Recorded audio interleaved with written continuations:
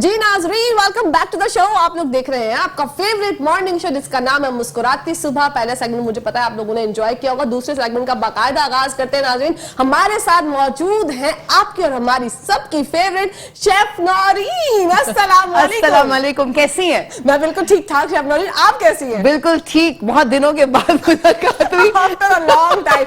आपकी मसरूफियात माशाल्लाह इतनी जी बिल्कुल, आप टाइम नहीं निकाल पा रही हैं। हाँ बिल्कुल कहकशां। वैसे happy new year. Thank you so much chef Naureen. आपको भी हमारी तरफ से, पूरी टीम की तरफ से नया साल बहुत बहुत मुबारक हो। शेफ नौरीन, नए साल का बाकायदा आगाज हो चुका है। 2023 में क्या चाहती हैं, क्या क्या गोल्स हैं, क्या करना चाहती हो? 2022 आपका कैसा गुजरा? 2022 में अल्हम्दुलिल्लाह अच्छा गुजरा, लेकिन थोड़ा सा अप्स एंड डाउन्स आए। लेकिन 2023 का ये कि इंशाल्लाह रेस्टोरेंट खोलने का मेरा इरादा है माशाल्लाह इसी साल।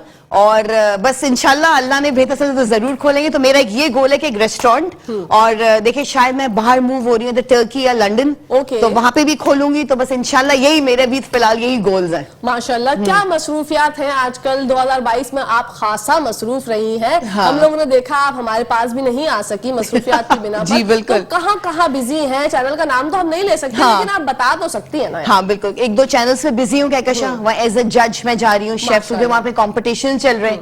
फिर कुछ स्कूल्स हैं जहाँ पे मैं कुकिंग सिखा रही हूँ, उनका कॉन्ट्रैक्ट मेरे साथ हुआ हुआ है। प्लस मेरे अपने काम, मतलब माय ऑफिस, फिर मेरे यूट्यूब चैनल पे आई एम वर्किंग। तो वो सारे काम इतने मिक्सअप हो गए कि बिल्कुल टाइम सर खुजाने का टाइम नहीं है लिटरली कहकशां। माशाल्लाह। माय रेसिपी फॉर यू के बारे में भी बताइए ना। हाँ, माय रेसिपी फॉर यू मेरी ऐप है, ठीक है, मेरी ऐप है, और इसको आप लोग फॉलो करें, सब्सक्राइब करें। आजकल मैं इसी पे वर्क कर रही हूँ क्योंकि मेरी कंपनी की तरफ से ट्राइनिक सॉल्यूशंस माय कंपनी, और ये मैं जो recipe4you.com ये मेरा ऐप है, इसमें सारी रेसिपीज आपको मिलेंगी। इसमें मेरे कुकिंग सेगमेंट्स भी आ गए हैं, बहुत सारी चीजें। तो इसको फॉलो करें, सब्सक्राइब करें, लाइक करें, बिल्कुल लाइक करें। और देखें हमारी इस बारे में कोई बात नहीं हुई थी जब से शेफ नौरीन मसरूफ है। हमारी कॉल पे भी बात नहीं लिटरली होती है। तो अब ये माय रेसिपी फॉर यू, ये वही वाला सीन है जो कि मुझे अचानक से आमद होती है ना कि कहकशां अब तुम ये पूछो कि माय रेसिपी फॉर यू। तो माय रेसिपी फॉर यू को भाई लाइक करें, सब्सक्राइब करें और शेयर करें। अब ऐसी कौन कौन सी रेसिपीज है शेफ नौरीन? कहकशां सारी रेसिपीज है, मतलब इंडियन थालीज भी हैं, आपका श्रीलंकन खाने भी है, मलेशियन भी, मतलब कॉन्टिनेंटल इंटरनेशनल सारी कुजीन्स हैं, थाई है, जापानीज है, सारे डिजर्ट्स हैं, आपको सब मिलेंगे। कुछ मेरे फेसबुक पेज पे भी जाइए, उधर भी आप लोगों को सारी रेसिपीज मिल जाएंगी। बेकिंग आजकल मैं बहुत कर रही हूँ। अच्छा, मेरी केटरिंग के ऑर्डर्स भी शुरू हो गए। कहकशां केटरिंग भी करती हूँ सैटरडे संडे। तो मतलब जिसको केटरिंग के ऑर्डर देने, तो मेरा नंबर भी मैं बता देती हूँ आपको।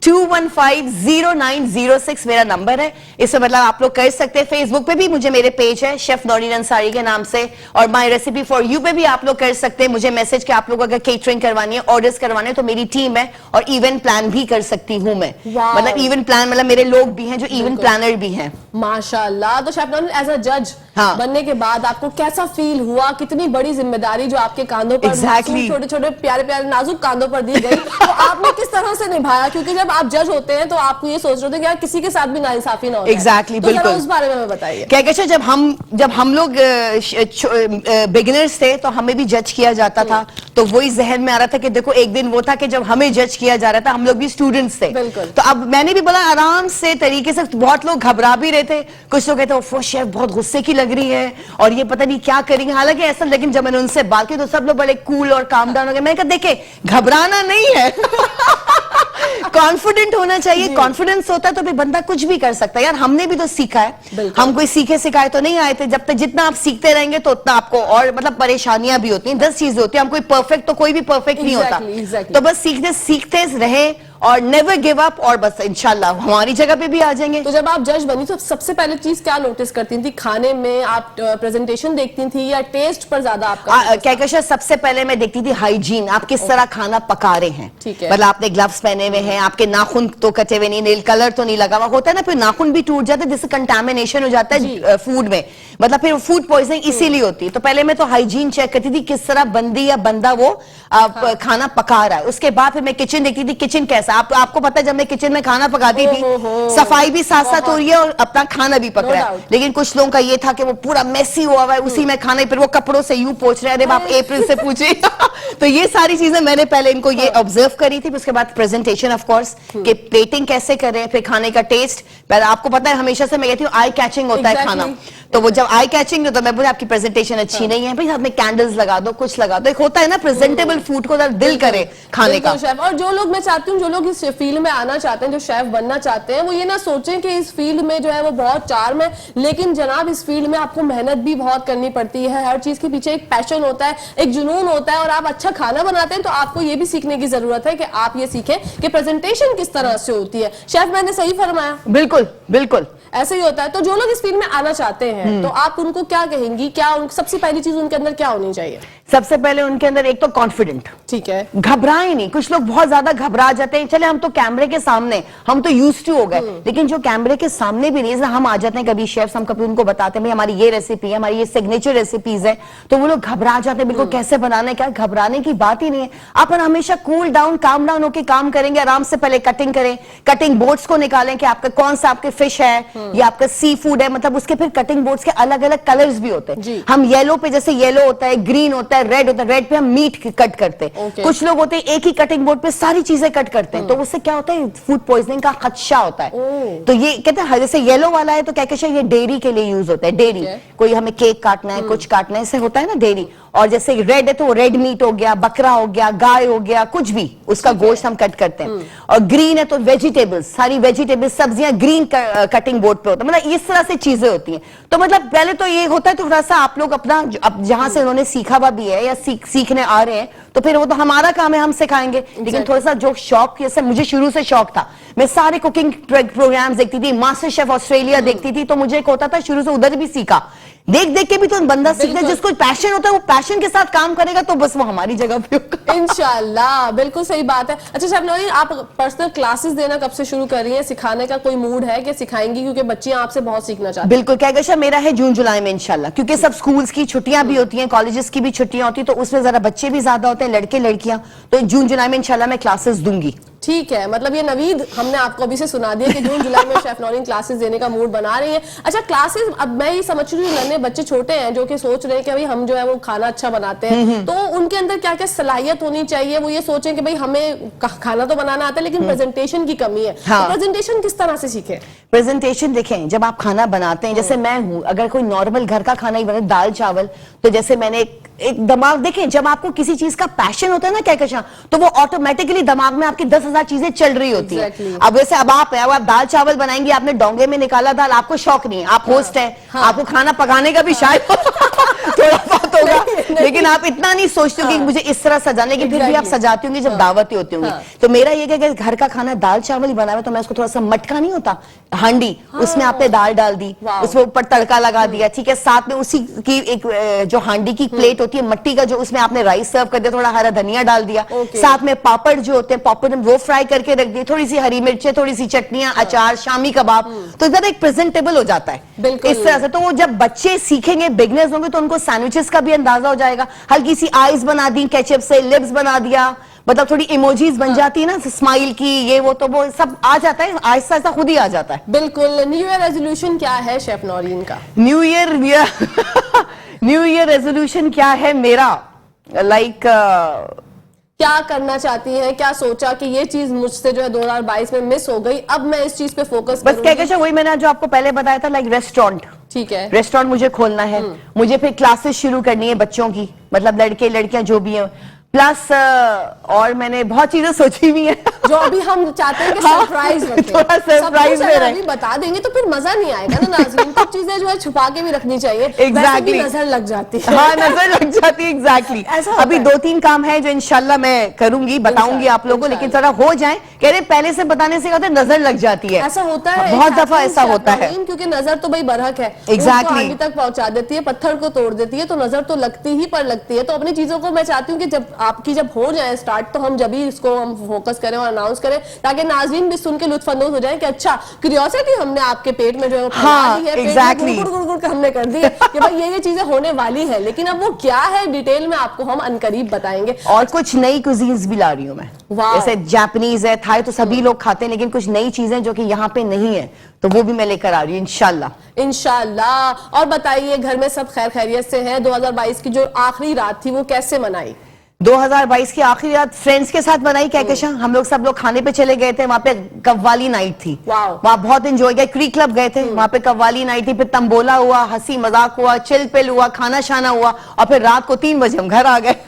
लेकिन एंजॉय बहुत किया, मजा बहुत आया। अच्छा, दोस्तों के साथ एंजॉयमेंट का कितना मजा आता है? दोस्त बहुत मजा आता है। रखते हैं आपकी जिंदगी में? मेरी दोस्तों, देखें दोस्त जो होते हैं ना बिल्कुल फैमिली की तरह जो होते हैं शुरू से, मतलब यूनिवर्सिटी फ्रेंड्स हो गए, कॉलेज फ्रेंड्स हो गए, स्कूल फ्रेंड्स हो गए, तो ये बिल्कुल फैमिली की तरह होते हैं कहकशां। बिल्कुल। और अभी हमारी फैमिलीज में कुछ लोग बाहर हैं, कुछ यहाँ हैं, तो सारी फ्रेंड्स हम मिलके गए थे, तो बिल्कुल दोस्तों का ऐसा होता है बिल्कुल अपनायत जैसे होती है ना, बिल्कुल। लेकिन आजकल दोस्त भी बहुत देख के बनाने चाहिए। ये आजकल दोस्त भी मसले मसाइल बहुत ये होते हैं, सिंसेरिटी खत्म हो गई। लेकिन जो मेरे अल्हम्दुलिल्लाह दोस्त है, तो आपको आप भी जानती हैं 4-5 ही दोस्त है, तो हम लोग बिल्कुल ऐसे जैसे बिल्कुल एक फैमिली की तरह। बिल्कुल। आप जो बाहर भी ज्यादातर रही हैं, तो बताइए बाहर के ममालिक में जिस तरह सेलिब्रेशन होती है न्यू ईयर की और पाकिस्तान में जो होती है, उसमें कुछ डिफरेंस है?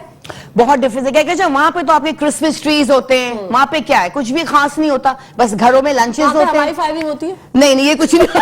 वहां पे वो होते हैं फायरवर्क्स बहुत होते हैं, वो भी एक ही जगह पे लोग करते हैं, हर जगह नहीं कि छतों पे लोग यहाँ फायरवर्क्स कर रहे हैं, जब पटाखे फूट रहे, वहां पे नहीं, वहां एक ही जगह पे होता है। लाइक सी साइड हो गया, लेक्स हो गई, वहां पे जबरदस्त से फायरवर्क्स हो गए, बस वहां यही है। बाकी भी लंच पे इन्विटेशन या डिनर्स पे इन्विटेशन हो जाता है, वो सब गिफ्ट्स लेके जाते हैं, चॉकलेट्स ले गए, फूल ले गए। लेकिन ज्यादातर तो हम मॉल्स में ही घूम रहे होते हैं। ज्यादातर तो हम मॉल्स में ही होते हैं, और कहीं लेक साइड पे चले जाते हैं, तो वहां पे फायरवर्क्स देख लेते हैं। लेकिन यहाँ जो मजा है ना, बाहर वो नहीं है। बाहर वो नहीं है, यहाँ पर तो बहुत ज्यादा मजा आता है। लेकिन इस मजेदारी के अलामात को एंजॉय करते हुए आप लोग जो हवाई फायरिंग करते हैं ना, उससे थोड़ा सा इज्तिनाब किया। मैं इस चीज से बहुत ज्यादा परेशान हो जाती हूँ कि देखिए आपकी छोटी सी खुशी, आपको एक फायर करके क्या मिला, लेकिन वो आपकी गोली जो है वो अंधी गोली बन के किसी के पास जाकर लग गई, किसी के पेट में लग गई, किसी को छू के चली गई, उनकी खुशियां बर्बाद हो जाती है। अभी भी आपको पता है इस दफा भी शफलों ने 60 to 70 बंदे जो है जिनको लगी है फायर, हवाई अंधी गोली जाकर लग गई। फायदा क्या है इन चीजों का? हम लोग वैसे खुशियां क्यों नहीं मनाते? हम ऐसे भी खुशियां मना सकते हैं। मैं तो कहती हूँ अगर देखिए दुआएं भी पढ़े,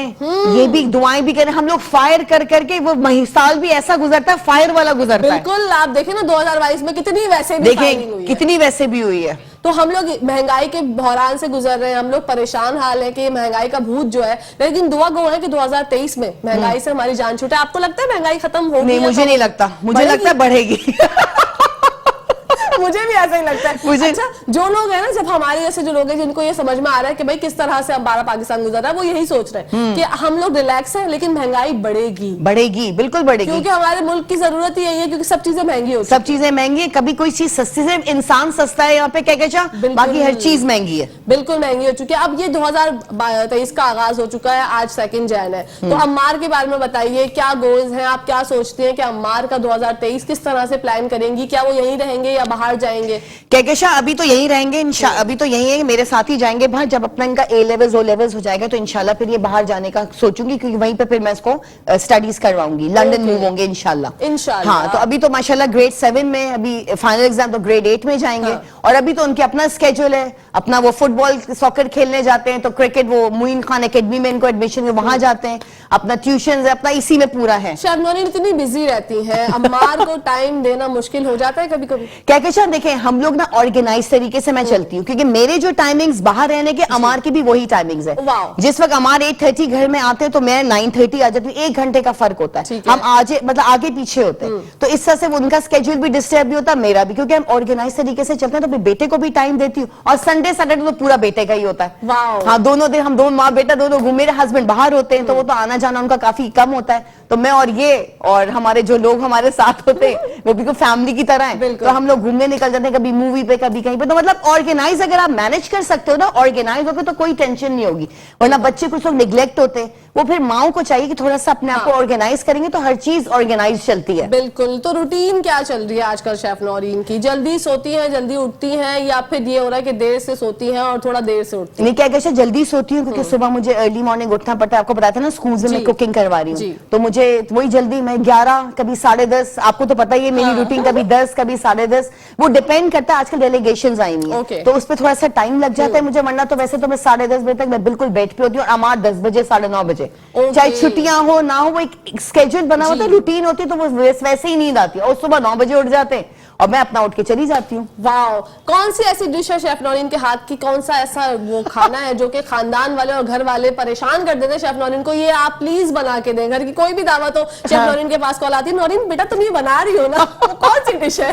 कहकशा एक तो मैं बना रही हूँ, कल मैंने बनाए थे मटन के शैंक्स। ओके। वो जो नलियां होती है ना, उस पे जो गोश्त लगा हुआ होता है उसको शैंक्स बोलते हैं। कल मैंने वो बनाए थे। एक तो वो सब लोग बहुत खाना चाहते हैं, वो व्हाइट राइस के साथ बनता है, थोड़ी सी फ्राइड राइस बनती है, उसके बाद शैंक्स बनते हैं, वो थोड़ा सा तंदूरी मसाले में बनते हैं और थोड़ा सा उसमें केचप गार्लिक सॉस डालता है, तो जरा भुना भुना बनता है, वो बहुत पसंद है। और इन लोगों को मेरा पसंद है जैसे लजानिया बना दी, सर्दियां है ना, और वो जो आपको पसंद है मेरा क्रीम ऑफ चिकन सूप, वो मैंने इतना बनाया कि आपकी सोच हम बहुत मिस कर रहे हैं आपके वो सूप को। मेरे पास डॉक्टर इब्राहिम का भी फोन आया था। अच्छा। वो यही कहते नौरीन वो सूप याद आ रहा है सर्दियों वाला। मैंने कहा सर इंशाल्लाह किसी दिन पिलाएंगे। इंशाल्लाह, क्योंकि देखिए ना बिजी स्केड्यूल जब आपका होता है तो आपके जब घर वाले आपको बोलते हैं, कभी कभी परेशान हो जाती है शेफ नौरीन कि भाई कितनी फरमाइशें करोगे यार। हाँ, कभी कभी परेशानी भी होती है, लेकिन अब उन लोगों को जब वो लोग शेफ के घर पे आते हैं उनको ये होता है हम ये भी खाएं वो भी खाएं वो भी खाएं। मेरे रेस्टोरेंट्स पे तो खाते ही रहते हैं हम। अब जब मेरे पास ये लोग आते हैं तो खासतौर पर मेरी जो बहन के बच्चे हैं फहाद हमजा, इनकी तो फरमाइश होती है कि नोनी खाला हमें ये खाना है। और आप सबसे छोटी खाला है? सबसे छोटी खाला और सबसे ज्यादा मतलब अटैच भी उन लोगों से मैं। तो छोटी खाला से फरमाइशें करते हैं कि फरमाइशी पूरा फरमाइशी। अरे मेरी अम्मा भी फरमाइश करती तुमने इतने दिन से वो नहीं बनाया। अच्छा, मैं ये समझती हूँ जैसे ईद पे लिफाफा होता है ना, हाँ, ईदी होती है, हाँ, तो न्यू ईयर में भी हमारे जो बड़े हैं उनको हमें लिफाफे देने चाहिए, ईदी की तरीके से देना चाहिए। हाँ बिल्कुल देने चाहिए। अच्छा मुझे तो गिफ्ट मिले थे कहकशा, मुझे तो सूट भी मिला, मुझे ये देखे मेरे भाई ने घड़ी भेजी, ये मुझे मिली, तो मतलब ये न्यू ईयर में काफी गिफ्ट मिले। अम्मा ने ब्रेसलेट दिया, चीजें तो बहुत मिली है न्यू ईयर। लेकिन अच्छा क्या ये चीजें जो है वो उस लिफाफे की उस कैश की कमी को पूरा कर सकती हैं, या फिर कैश की अलग बात होती है और इन गिफ्ट की अपनी बात होती है, कैश की अपनी बात होती है, लेकिन गिफ्ट भी अच्छे लगते हैं कहकशा कभी कभी गिफ्ट भी अच्छे अहमियत लगती है ना अपनी। हाँ एग्जैक्टली। चलो क्या कहते हैं लिफाफे तो हमें ईद पे भी मिल जाते हैं वैसे, लेकिन चलो ये तो गिफ्ट्स क्या है, जैसे बर्थडे मेरी अभी गुजरी 25 दिसंबर को, मेरी बर्थडे भी थी। Thank you. तो बर्थडे पे भी गिफ्ट्स मिले और फिर न्यू ईयर से भी गिफ्ट्स मिले, तो मतलब गिफ्ट्स का एक अलग सा चार्म होता है। पैसे तो यार मिलते ही हैं वो तो खैर है, लेकिन गिफ्ट्स का एक अलग चार्म होता है। मुझे गिफ्ट दिया किसको? अमार को मैंने दिया, उनको मैंने वो PS4 दिलाया। माशाल्लाह माशाल्लाह। उनको कब से था, तो मैं चलो न्यू ईयर से मैं इनको PS4 दिलाया, वो सरप्राइज था। वो तो कहते ना उनको समझ में नहीं आता कि मामा ने कब लाके दे दिया ये, तो मतलब ही गॉट वेरी हैप्पी, बहुत ज्यादा खुश था। माशाल्लाह। अच्छा क्या प्रोग्राम है, जनवरी में कहीं घूमने जा रही हैं बाहर? क्या कहते नहीं, अभी तो नहीं, क्योंकि अभी हमारे के टेस्ट होंगे, अभी तो फिलहाल काम बहुत है, स्केड्यूल बहुत टाइट चल रहा है मेरा, तो अभी तो नहीं है, लेकिन इंशाल्लाह जून जुलाई में है इरादा लंदन जाने का। Oh wow. हाँ, क्योंकि अमार का भी ऑफ होगा 2 महीने का, फिर मैं भी थोड़ा सा ऑफ लूंगी, और अभी मेरा दुबई जाने का है फरवरी के एंड में इंशाल्लाह। वहां पे कुछ देखिए हमारी जो कंपनी खोल रही है, रेस्टोरेंट भी शायद खोले, तो उसके सिलसिले में 10 दिन के लिए दुबई जाना होगा इंशाल्लाह। मतलब 2022 की अगर मैं बात करूं तो शेफ नौरीन ने 2022 में क्या खोया क्या पाया? क्या खोए, बहुत सारे लोगों को खोया कहकशा मैंने। हाँ लोगों को खोया, मतलब जैसे कोरोना भी आया था ना बीच में सारी चीजें, तो फिर वो 2022 में भी कुछ को खोया, पाया भी काफी चीजें, अच्छा भी रहा लेकिन कुछ डल भी रहा, मतलब दोनों मिक्स था, लेकिन चले अल्लाह की मर्जी, क्या कर सकते हैं। बेशक अल्लाह की रजा के आगे तो हम एग्जैक्टली कुछ नहीं कह सकते। लेकिन 2023 जो आने वाला है, इसके 365 डेज की जो प्लानिंग है वो हम कर सकते हैं इस तरह के, अल्लाह पाक से दुआ कर सकते हैं एग्जैक्टली, रोज एक नया सरप्राइज। एग्जैक्टली, और सरप्राइज ऐसा हो कि जिससे हम खुश हो जाएं, बिल्कुल सब खुश हो जाएं, सब खुश रहें। एग्जैक्टली। पाकिस्तान के लिए अच्छा साल हो, हाँ, हम सब के लिए अच्छा साल हो, मेट्रो 1 न्यूज के लिए अच्छा साल हो, हम सब की सैलरीज के लिए बहुत अच्छा साल हो इंशाल्लाह। हम सब खुश हो जाए, ऐसे खुश हो जाए कि मैं जो है मेट्रो 1 की छत पे जाके फायरवर्क्स कर सबको बोनस मिल जाए। एग्जैक्टली। अच्छा मैं ये सोचती हूँ ना, मतलब हमारा तो माशाल्लाह जब हम ईद होती है तो मेट्रो 1 में बड़ा अच्छा जबरदस्त सिस्टम है, सर की आमिर भाई की जानिब से हमें ईदी मिलती है। तो मैंने जो लिफाफे का जिक्र किया वो मैंने इसीलिए किया था कि आमिर भाई अगर देख रहे होंगे तो हमें क्या पता इस दफा न्यू ईयर पे भी लिफाफा मिल जाए, तो इससे हमारा मोरल और हाई हो जाता है। वैसे हर जगह ऐसा होता है नहीं, मुझे नहीं पता, मेरा तो मेट्रो 1 न्यूज से ही ताल्लुक जुड़ा, तो मेरे लिए तो बहुत अच्छी बात है कि मैंने यहाँ पर एक साल बहुत एंजॉय किया। मुझे बहुत अच्छे लोग मिले, बहुत अच्छी बातें सीखने को मिली, और अभी तक स्टिल मैं सीख ही रही हूँ। बिल्कुल, क्योंकि जब आप ये सोच रहे होते हैं कि भाई ये सीखना है, सीखने का अमल तो कभी जिंदगी में पूरा नहीं होता। जब आपने ये सोच लिया कि भाई मुझे सब कुछ आता है, तो वहीं से जो है प्रॉब्लम शुरू। हाँ, हम तो सारी जिंदगी सीखना है। हम भी जैसे मैं कहती हूँ सब कहते हैं आपको तो सब आता होगा, मैं कहती मैं अभी भी सीख रही हूँ। Exactly. और अभी भी आपको पता है क्या क्या मैं ऑनलाइन क्लासेस लेती हूँ अपनी कुकिंग की, मैं तो अभी भी सीख रही हूँ। तो क्या ये जो आपका जो शेफ है, शेफ बनने का जो एक सफर है, क्या ये इतना गहरा समंदर है कि इसमें आप जितना डूब जाए उतना? बिल्कुल, ये पढ़ाई का ये तो जितना गहराई में आप जाएंगे उतना ही आप लोग काबिल भी होते जाएंगे ना, क्योंकि इसके तो कभी वो ही नहीं है ना, आप कोई एक तो एज नहीं है, पढ़ाई की भी कोई एज नहीं, कोई भी एज में आप लोग पढ़ सकते हैं और ये कभी खत्म होने वाला नहीं है। पढ़ाई हमेशा पढ़ते रहे। एक बात कह रही हूँ, कभी भी ये एंड नहीं हो सकता। तो इस तरह खाने का भी यही है, आप अपनी वेरिएशंस करते रहे, क्रिएशंस करते रहे, तो नई से नई चीजें आपकी खुद माइंड में आती रहेंगी और पढ़ने से और ज्यादा होगा। तो अपनी स्किल्स को किस तरह से उभार सकते हैं बीइंग अ शेफ? क्या देखिए, एक तो आपको पढ़ना बहुत है, आप जगह जगह जाएं, अपना गूगल करें। गूगल कितना इजी हो गया सबके लिए, आप सारी चीजें गूगल से सीख सकते हैं। इंस्टीट्यूशंस हैं। बिल्कुल। शेफ नौरीन, क्या फर्क है एक सर्टिफाइड शेफ में और एक आम शेफ में? क्या जो होम शेफ्स होते हैं ना, देखिए उनको एक तो हाइजीन का इतना नहीं आइडिया होता, सही है, और ना उनको प्रेजेंटेशन इतनी आती है, और प्लस थोड़ा सा कॉन्फिडेंट भी होता है। घर के खाने तो हर कोई बना लेता है ना, थोड़ा सा आप कहीं बाहर निकलेंगे, इंस्टीट्यूशंस करेंगे, सारी चीजें करेंगे, तो आपका जरा माइंड भी आपका थोड़ा डिफरेंट तरीके से जाएगा। घर में तो घर में होम शेफ्स हो जाते हैं, वो चीज जैसे हम सर्टिफाइड, ये नहीं कह रही कि होम शेफ्स बेकार होते हैं, नो, होम शेफ्स भी अच्छे होते हैं, वो भी मेहनत से बनाते हैं, अपनी नई नई क्रिएशंस करते हैं, क्रिएटिविटी उनकी भी होती है। लेकिन जो सर्टिफाइड जो हम लोग अपना सीखते हैं ना, वो अलग होता है। उसमें हमें नाइफ हैंडलिंग सिखाते हैं, सब्जियां कैसे कटती हैं एक साथ, मतलब घर होम शेफ तो नॉर्मल काटते हैं, कटिंग चीजें होती हैं, हाउ टू कट, ये सारी चीजें होती है ना, ये सारी चीजें हम लोग अपने इंस्टीट्यूशन से ही सीख सकते हैं। घर में हम खुद नहीं कर सकते। अच्छा, एक होम शेफ को क्या प्रॉब्लम होगी अगर वो सर्टिफाइड शेफ बनना चाह रहे हैं, तो वो सीखने में उनको प्रॉब्लम होगी चीजें, या फिर कोई भी सीख सकता है आराम से? नहीं, क्या शेफ इतना कोई प्रॉब्लम नहीं, क्योंकि जिसमें पैशन होता है ना, तो वो अगर होम शेफ भी होगा तो वो भी, जिसको शौक होगा ना, वो आराम से सीख लेगा। हाँ, थोड़ा सा शुरू में प्रॉब्लम होता है, हमें भी बहुत प्रॉब्लम हुई है, हम लोग परफेक्शन हमें भी नहीं थी, हमें भी अब जाके आई है, लेकिन ये क्या सीखने से और ये परफेक्ट हो जाएंगे। किचन, अपने किचन में तो हर कोई परफेक्ट होता है, सब कहते हैं भाई ये तो बेस्ट है खाना, तो हमारी नंद अच्छा पकाती है या ये तो, लेकिन ये क्या, अगर आप इंस्टीट्यूशन में जाएंगे तो जो हमारे जो सर्टिफाइड शेफ्स हैं उनके हिसाब से फिर वो सीखेंगे तो वो इस तरह के हो जाएंगे। अच्छा, कोई ऐसी शेफ है जो आपने अपनी लाइफ में देखा कि उनकी एज बहुत है लेकिन उनके खाने में लज्जत बहुत है? बहुत है, मैंने उनसे सीखा भी है। शीरीन अनवर है, वाओ, बहुत अच्छी हैं, और एक दो और शेफ्स हैं, वो एक का इंतकाल हो गया, जुबैदा आपा जो थी, वो बहुत अच्छे खाने, उनके हर खाने में टेस्ट, और बाकी और भी हैं बहुत सारी, लेकिन ये दो तीन है जो कि मुझे बहुत पसंद है। ओके शेफ नौरीन, आप खाना बनाने के साथ साथ एक टोटका भी बताया करती थी हमारे नाज़रीन को, वो क्या था? मतलब वो टोटके आपके दिमाग में आ जाया करते थे, आप सोचती थी कि सुबह जाकर जो है वो एक नया सा टोटका बता दें? देखें, कुछ टोटके मैं घर में भी करती थी। होता है ना कि अब देखें, जो शेफ होता है ना, वो जब खाने के हिसाब से भी टोटके उसको ऑटोमेटिकली आ जाते हैं। तो जब मैं कुछ भी कुछ करती थी तो वो ऑटोमेटिकली जब होता था, या तो टोटका भी हो सकता है। तो ये इस तरह ये होता है, जाके आप टोटके नहीं, आप वो कहते हैं हाँ, जो हर्बलिस्ट है हम उनसे पूछ लेंगे, वो लेकिन हर्बलिस्ट है शाह नजीर साहब, उनसे मैं बहुत टोटके पूछे, वो बेस्ट है टोटकों में, शीरी अनवर ने भी बहुत बताया। लेकिन ये शेफ का ये होता है, बीइंग अ शेफ आपको टोटके भी आने चाहिए, और खाना पकाने के साथ साथ ये चीजें ऑटोमेटिकली आ जाती हैं। बिल्कुल आ जाती है। अच्छा, एक वो जो लास्ट टाइम आपने शेयर किया था मुझसे, एक टोटका था वो लहसुन वाला, उसका पानी बना के, वो लहसुन और प्याज के छिलके, हरी मिर्चों की डंडियां, जी, वो जो हमारी बहनें डरती है छिपकली से जो कि आ जाती है, उसके लिए था ना वो? उसके लिए था। और जो प्लांट्स हमारे सूख जाते हैं, कीड़े आ जाते हैं प्लांट्स में, उसमें डाल दें तो कभी कीड़े नहीं आएंगे। ओके, मैं चाहती हूँ कि आप डिटेल में हमारे नाज़रीन को बताइए कि वो इस टोटके से किस तरह से मुस्तफीद हो सकते हैं। मैंने वो टोटका था, प्याज के छिलके थे, कहकशान, ठीक है, प्याज के छिलके थे, हरी मिर्चों की 6 से 7 डंडियां, जो हम किचन में कचरा होता है ना सब्जियों का, जब हम काटते होते वो आप उसको उबाल लें। प्याज के छिलके, हरी मिर्चों की डंडियां, और उसमें लहसुन, लहसुन के छिलके, लहसुन ही था, लहसुन के छिलके तो 2-3 जवे जो क्लोव्स होते हैं वो लहसुन के थे, उसको हमने उबाल लिया था। ठीक है, उसको उबालते हैं तो उसका कलर बिल्कुल चेंज हो जाता है। फिर उसको आप बॉटल में भर लें, जो स्प्रे वाली बॉटल होती है, उसको आप प्लांट्स में दें, और स्लैब, जो किचन के स्लैब होते हैं, कोई कॉकरोच नहीं आएगा, और अपने जो आपकी अलमारियां उसमें आप छिड़क दें, थोड़ा अपने कैबिनेट्स खाली करके, जैसे हम लोग दवाइयां छिड़कते हैं, ये छिड़क दें वो, क्योंकि इसमें स्मेल होता है अनियन का, गार्लिक का, तो उससे सारे कीड़े, जितने भी ये सारी चीजें होती है, सारी चीजें खत्म हो जाएंगी, आपकी किचन में कुछ आएगा ही नहीं। वाह, जबरदस्त। अच्छा, बहुत सी बहनें जब खाना बनाती हैं तो लहसुन की स्मेल उनके हाथ में आ जाती है, वो ऐसा लगता है कि भाई उनके कपड़ों में से और उनमें से भी लहसुन की बदबू आ रही है, कि वो घर में घूमती है तो बच्चे भी कहते हैं अम्मी भाई आप दूर जाओ, आपके पास से लहसुन की बदबू आ रही है। हस्बैंड भी कहते हैं कि बेगम तुम तो जरा जाओ, नहा धो के आओ, तुम्हारे पास से लहसुन की बहुत गंदी बदबू आ रही है। तो लहसुन की बदबू से बचने के लिए क्या कोई टोटका है हमारे? बिल्कुल है, कहकशां, कैंडल्स जला लें।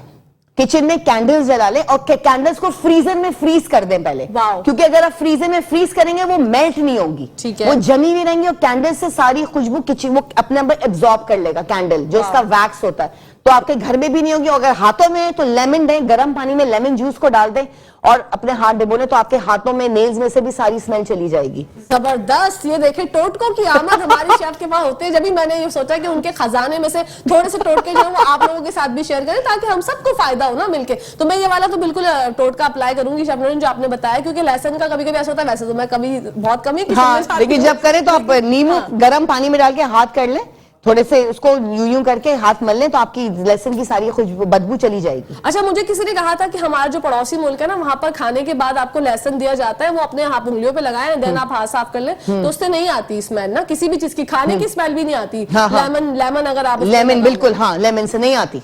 वाह भाई, लेमन तो बेस्ट है, लेमन बेस्ट है। और कोई मतलब क्या चाहती हैं लाइफ में, क्या क्या चीजें जो है वो एक्सप्लोर करनी है शेफ नौरीन? क्या मैंने बहुत सारे कुजीन एक्सप्लोर करने जो कि हमारे पाकिस्तान में नहीं है, ये तो मैंने बहुत पहले से सोचा हुआ था, लेकिन अब वो टाइम आ गया है इंशाल्लाह। और इंशाल्लाह रेस्टोरेंट जो मैं खोलूंगी तो मैं ऑर्गेनिक, कहीं भी ऑर्गेनिक फूड आपको कहीं कहीं नजर आएगा तो ऑर्गेनिक फूड मैंने करना है, मतलब बिल्कुल जिसमें कोई प्रिजर्वेटिव्स ना हो, ऑर्गेनिक फूड जिससे होता है जो डाइट कॉन्शियस लोग होते हैं उनके लिए भी अच्छा है, जो बीमार है, जो हार्ट पेशेंट्स हैं, जो किडनी, मतलब जिनमें जो ये ऑर्गेनिक फूड से कुछ भी नहीं होता, आप बिल्कुल सीधे मतलब सेहतमंद भी रहते हैं और वही वाली बात है, हेल्थ इज वेल्थ। Exactly. ये सारी बातें तो मैं ये सारा चीज और नई नई कुजीन मैंने आपको बोला ना वो लाने वाली हूँ मैं इंशाल्लाह, तो बस इंशाल्लाह फिर आपको बताऊंगी मैं इंशाल्लाह। शेफ नौरीन, नॉर्मल ऑयल जो जिससे हम खाना बनाते हैं और ऑलिव ऑयल और देसी घी, इन तीनों की कितनी इफादियत है और हमें क्या यूज करना चाहिए हेल्दी खाना बनाने? कहकशां देखिए, जहां तक देखें ऑलिव ऑयल बहुत महंगा है, ठीक है, लेकिन ऑलिव ऑयल में बेस्ट खाना बनता है, इससे मतलब आपको कोई हार्ट अटैक्स या कोई इस तरह की चीजें नहीं होती, लेकिन वो भी थोड़ा ज्यादा नहीं। लेकिन जो नॉर्मल ऑयल है चले यूज करें, अब हर कोई तो ऑलिव ऑयल यूज नहीं कर सकता, वेजिटेबल ऑयल है, लेकिन कम यूज करें। हम लोग जो वो जो तह लगी हुई होती है ना ऑयल की, वो बहुत खतरनाक है हमारी सेहत के लिए।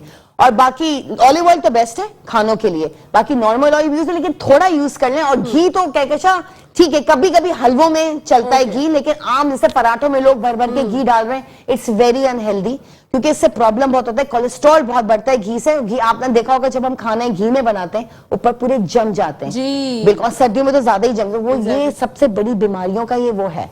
अच्छा, हम लोग जो है आजकल निहारी खाने के बहुत शौकीन हैं, कुन्ना खा रहे हैं, पाए खा रहे हैं, तो इसमें भी बहुत ज्यादा क्वांटिटी में पूरी लेयर होती है, तरी होती है। हाँ। तो क्या कोई ऐसा कहवा है, कोई ऐसी ड्रिंक है जो कि हम पी लें उसके बाद तो हमारा जो जमे ना हमारी नालियों में? देखिए मैं तो कहती हूँ अगर सब खाएं, लेकिन एक तो पोर्शंस में खाएं, ठीक है, आधी भूख खाएं, पूरा भर भर के ना खाएं कि और प्रॉब्लम्स हो, क्योंकि आपको पता है ये चीजें ये खाने बहुत ज्यादा कोलेस्ट्रॉल भरे होते हैं, ठीक है। लेकिन इसके साथ क्या कह खा भी रहे हम लोग, साथ साथ ड्रिंक्स पी लेते हैं, फ्रिजी ड्रिंक्स, वो बहुत खतरनाक है। आप लोग अगर चलें पी भी रहे हैं, क्या कर सकते हैं, मना तो नहीं कर सकते, अगर लेमनेड पी लें तो वो ज्यादा अच्छा है। लेमनेड बना ले, जो पुदीने का लेमनेड मैंने कितनी दफा सिखाया, मिंट लेमनेड, वो पी लें, ठीक है, वो अच्छा है। लेकिन उसके बाद गर्म पानी करें और उसमें आधा लीमू, अगर किसी को एसिडिटी तो लीमू ना भी डाले, सिर्फ गर्म खौलता हुआ पानी जो होता है हम चाय के लिए जो गर्म करते हैं, वो नॉर्मल पानी 1 मग पी ले, तो सारी जो चर्बी है, वो जितना हमने कोलेस्ट्रॉल अपना बढ़ा दिया वो सारा उसमें निकल जाएगा। जो हमने जो भी कुन्ना खाया है या हमने निहारी खाई या पाए खाए, क्योंकि चिकनाहट बहुत होती है। और चिकनाहट आपको पता है बोन मैरो के लिए हमें चाहिए भी, हमारे जिस्म के लिए जरूरी भी है, लेकिन इतना नहीं कि वो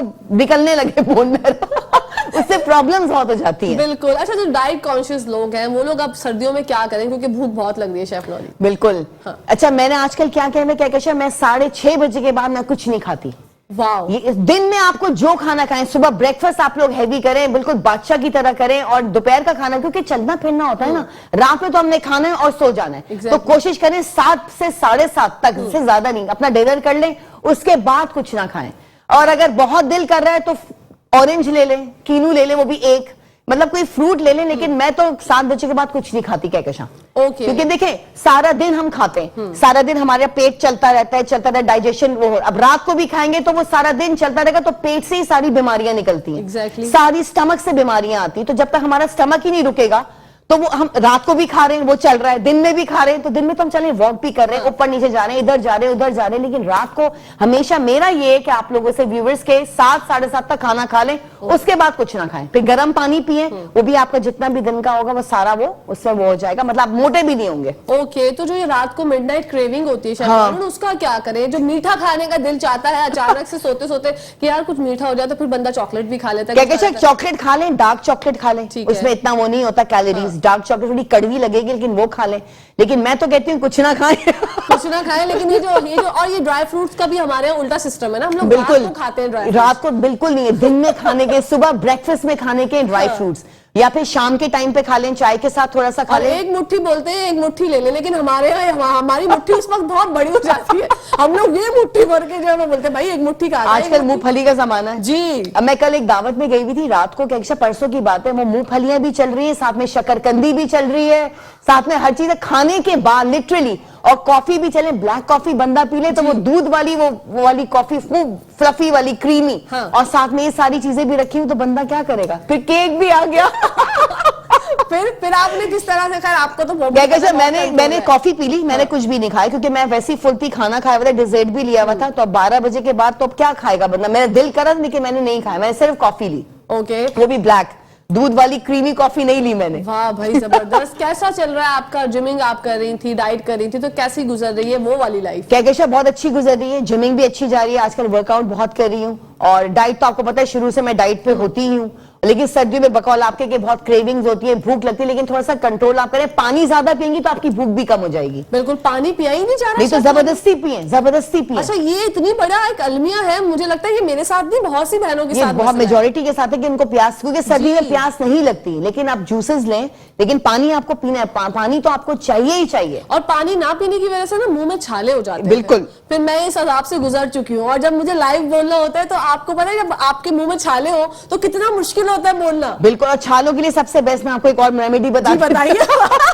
छालों के लिए एक तो कुछ लोग वो सब ऑइंटमेंट्स आते हैं, लेकिन सबसे बेस्ट है जो कॉर्नफ्लावर होता है ना, आप 2 टेबलस्पून कॉर्नफ्लावर लेने, 1 गिलास पानी में उसको डिसॉल्व करके आप उसकी कुल्लियां करें, आपके सारे ये छाले वाले सब खत्म हो जाएंगे दिन में 2-3 दफा। कॉर्नफ्लावर से कुल्लियां ही तो करनी है आपने, कर लें। आप मुझे पहले क्यों नहीं मिली? अब 2 हफ्ते पहले मुझे क्यों नहीं मिली? मैं इस अजियत से इतना मुश्किल से गुजरी हूँ शेफ नौरीन कि मेरे पूरे मुंह में छाले थे। अच्छा, मैंने बहुत ऑइंटमेंट्स लगाए, बहुत से ड्रॉप्स लगाए, बहुत सी टैबलेट्स खाई, कहते हैं फॉलिक एसिड खा लो, उससे भी ज्यादा मुझे किसी चीज से फर्क नहीं पड़ा। वो 2 हफ्ते का पीरियड लेके ही वो मेरे मुंह से गए। आप ये कॉर्नफ्लावर से आप थोड़ी सी कुल्लियां करती 2-3 दफा दिन में, तो आपके सारे छाले वाले सब खत्म। आगे के लिए ना, सर्दियां तो अभी है, अभी तो है, अगर आगे कभी हो तो आप ये कर लीजिए। ये मैं बिल्कुल करूंगी, मैं लोगों को भी बताऊंगी, सदका जारिया हमारी शेफ ने बताया, तो बिल्कुल डिस्कस करते हैं, क्योंकि बहुत से लोग ना अपने जो रेमेडीज होती है छुपा लेते हैं शेफ नौरीन। मैं तो कहती हूँ नहीं छुपानी चाहिए, सदका जारिया, क्योंकि मैं जब मरूंगी तो कम से कम मेरे आगे जो लोग हैं वो तो ये बताएंगे ना, अपने अंदर सारी आप लोग चीजें लेके चले जाएंगे तो फिर बताएगा कौन? बिल्कुल नहीं, अल्लाह पाक आपको उम्र दराज। नहीं, मैं एक बात मरना तो सबको है ना, क्या एक दिन तो, लेकिन अपनी सारी चीजें तो आप लोग अपना खजाना तो देके जाइए ना। बिल्कुल सही बात है, और हम लोग बड़ी प्लानिंग्स करते हैं आगे की 365 डेज कैसे होंगे 2023 के, लेकिन हमें पल की भी नहीं खबर, तो अल्लाह जानता है कि क्या है क्या नहीं है। बिल्कुल, ऑन ऑफ का बटन तो ऊपर वाले के हाथ में, हमें पता ही नहीं सेकंडों में शफा से यहाँ से उठ पाएंगी भी या नहीं पाएंगे, अल्लाह पाक चाहेंगे तो ये होगा मुमकिन, अदरवाइज नहीं हो सकता। सही बात है, तो बस हम लोग अपनी खुशी के लिए करते रहते हैं ऐसी बिल्कुल बिल्कुल, लेकिन ये भी जरूरी है। हाँ बिल्कुल। आपने क्या सोचा कहकशा, आपका साल कैसा होगा 2023? आपके क्या गोल्स हैं? ये आपने एक ऐसी बात कही है जो मैं चाह रही थी कि मुझसे खुद पूछे। मैंने पूछा, आपने सब मुझसे पूछा, आप बताइए। I am proud of you my friend, आपने वही बात की है, कमाल। अच्छा, मेरा सबसे बड़ा गोल ये है 2023 का कि मैं जो हूँ ना, वैसे नमाज की पाबंदी नहीं कर पाती, तो मैंने सब जगह, सब पूरी दुनिया वो कहते हैं ना, पूरी दुनिया देखकर मैंने एक वो निकाला अपना रेजोल्यूशन कि मैं 2023 में ये कोशिश करूंगी कि मैं 5 वक्त की नमाज पढ़ सकूं। बिल्कुल, क्योंकि मेरी रूह को तस्कीन जो है ना वो इसी चीज से मिलती है। सही बात है। बीच में बहुत ज्यादा ऐसा हो गया था कि नहीं पढ़ पा रही थी, तो अब एहसास हुआ कि 2023 में अल्लाह पाक ईमान वाला इंसान बना दे और सबके लिए अच्छा साल हो, सबके लिए खुशियों भरा हो। और मैंने सबसे ज्यादा पाबंदी जो करनी है ना, वो 5 वक्त नमाज की करनी है, क्योंकि मुझे ये मेरे दिमाग में पता नहीं बस ये बात आ गई है कि आगे का आपको कुछ बहुत अच्छी बात आई है एग्जैक्टली कि हमें आखिरत में जाना है, क्या जवाब देंगे? सबसे पहला सवाल ही नमाज का होगा सबसे पहला। हम लोग जो है ना अजीबो गरीब से जवाब पेश कर रहे होते हैं कि नहीं, हम हुकूकुल इबाद बहुत अच्छे से फॉलो कर रहे हैं, हम पड़ोसियों के साथ बहुत अच्छे हैं, हमारा अखलाक बहुत अच्छा है, लेकिन सवाल तो नमाज के ही होंगे। तो फिर हम क्या करेंगे उस वक्त, क्या करेंगे? और अगर आप दीन को फॉलो करें और अगर सोचे तो रूह कांप जाती है कि हमें आखिरत में क्या क्या चीजें फेस करनी है, बिल्कुल, जो कि हम लोग यहाँ बैठ के खता के पुतले बने हम दुनिया में लगे हुए ना, दुनियावी चीजों में लगे हुए, हमें आखिरत का सोच ही नहीं रहे ना। बिल्कुल रूह कांप जाती है अगर आप इस चीज पे फोकस करें और कहीं सुने आप बयान कोई, तो रूह कांप जाती है कि हमारा होगा क्या। तो अपनी आखिरत को संवारने की कोशिश मैं करूंगी इस दफा, इंशाल्लाह मैं भी करूंगी। बिल्कुल इंशाल्लाह अल्लाह पाक ने अगर मुझे मौका दिया 2023 में, तो मैं बिल्कुल अल्लाह पाक के हुक्म से नमाज की पाबंदी करूंगी। और मैं चाहती हूँ कि मेरे नाजरीन भी जो देख रहे हैं, ये कोई ऐसी बनावटी बात नहीं है कि मैं आप लोगों की सिंपैथी गेन करने के लिए यही चाह रही हूँ, ये मेरे दिल की बात है जो कि मैंने शेफ नौरीन ने मुझसे पूछा, तो मैंने सोचा कि आप लोगों के साथ भी डिस्कस करूं कि सबको नमाज की पाबंदी करनी चाहिए। अगर आप 5 वक्त नहीं भी पढ़ पाते किसी मसरूफियत की वजह से, तो कज़ा पढ़ लें, कज़ा अदा कर लें, उससे भी सवाब मिलता है। और क्या कहते हैं, सबसे बेस्ट एक्सरसाइज भी है। एग्जैक्टली सजदे में जा रहे हैं, रुकू में, सारी एक्सरसाइजेज, इससे आप लोग का वेट भी वो हो जाएगा और आपकी नमाजें भी अच्छी। शेफ नौरीन बीच में ऐसा सिस्टम हुआ कि मेरी शूज बहुत ज्यादा थी, मेरा शो भी चलता है, तो जाहिर सी बात है मैं मैनेज बहुत मुश्किल से कर पाती हूँ। एक वक्त ऐसा आया कि मैं थक गई, मुझे कुछ समझ नहीं आ रहा कि मैं क्या करूंगी क्या नहीं। मैंने मुसल्ला बिछाया और नमाज पढ़ी कि मैंने कहा अल्लाह पाक मुझे रास्ता दिखाओ, मैं बहुत ज्यादा परेशान हूँ। एक तबीयत में ना अजीब सी बेचैनी थी, क्योंकि जब आपको माइंड मतलब आपका फ्रेश नहीं हो पा रहा होता, आपको टाइम नहीं मिलता, मी टाइम नहीं मिलता, तो आप यकीन करें कि नमाज में इतनी ताकत है कि जब आप सजदा करते हैं तो ऐसा मुझे फील हुआ कि एक नया इंसान, मतलब जो मेरी सारी प्रॉब्लम्स थी, सारी उलझने थी, वो सब सुलझ गई। एग्जैक्टली ये होता ऐसा है। मुझे महसूस हुआ। तो मैं चाहती हूँ कि जो लोग देख रहे हैं वो भी प्लीज नमाज की पाबंदी करें। हम लोग अपने प्रॉब्लम्स में इतने ज्यादा घिरे हुए हैं, और जो लोग ये समझते हैं ना कि मैं नमाज नहीं पढ़ पा रहा, नहीं, आप नमाज नहीं पढ़ पा रहे, अल्लाह ताला आपको दावत नहीं दे पा रहे। Exactly. अल्लाह ताला चाहेंगे तो आप पढ़ेंगे, आपका दिल चाहेगा कि मैं पढ़ूं, तो कोशिश करें सब कि नमाज की अदायगी करें। मेरी तरफ से तो पैगाम हो चुका है। शेफ नौरीन, आप क्या मैसेज देना चाहेंगी नाज़रीन को? मैं भी यही, जो आपका मैसेज है बिल्कुल सही है, तो बिल्कुल ना दीन का सुकून, मुसलमानों की महराज नमाज तो यही है। और बिल्कुल, और यकीन करें क्या कहते हैं, जब नमाज पढ़ते हैं ना, हम जब नहीं पढ़ते तो हम अजीब से रहते हैं, मतलब एक तो रिलैक्स नहीं होते और कुछ ना कुछ सोचो में, नमाज पढ़ के सुकून में रहते हैं। और फिर जैसे, अच्छा मैं तो कहती हूँ जैसी अजान हो वैसी खड़े हो जाए जी, वरना हम क्या 1 घंटे बाद पढ़ लेंगे, वो फिर टल जाती है। और कज़ा की जरूरत ही क्या, जब जैसी अजान हो वैसी, तो एक आदत सी हो जाती है। अगर हम रोज नमाज पढ़ेंगे हमें आदत हो जाएगी। बिल्कुल। तो बस ये नमाज पढ़ेंगे तो खुश रहेंगे, हर लिहाज से, मतलब सुकून भी रहेगा और सारे काम भी अच्छे रहेंगे, आपके रवानी से होंगे। अल्लाह, जब अल्लाह को याद करेंगे तो अल्लाह क्यों नहीं, अल्लाह भी हमको पकड़ लेगा ना। कामयाबी आपको जब भी मिल सकती है। बिल्कुल। बहुत शुक्रिया शेफ नौरीन, आपका आफ्टर लॉन्ग टाइम आपसे मिलकर बहुत, आपका भी बहुत बहुत शुक्रिया, और सब टीम का बहुत शुक्रिया, बिल्कुल फैमिली की तरह ही मेरी टीम। बिल्कुल, इंशाल्लाह जिंदगी है तो फिर आपसे मुलाकात इंशाल्लाह। नाज़रीन, यहाँ पर टाइम खत्म हो गया है प्रोग्राम का। उम्मीद करती हूँ आपको हमारा आज का प्रोग्राम भी बहुत अच्छा लगा होगा। इसी खूबसूरत बात के साथ अपनी होस्ट, अपनी दोस्त, अपनी प्यारी सहेली कहकशां फैसल को इजाजत दीजिए। इंशाल्लाह कल आप लोगों से मुलाकात होगी। जब तक के और हमेशा के लिए पाकिस्तान जिंदाबाद, पाकिस्तान जिंदाबाद, फी अमान अल्लाह, हाफिज।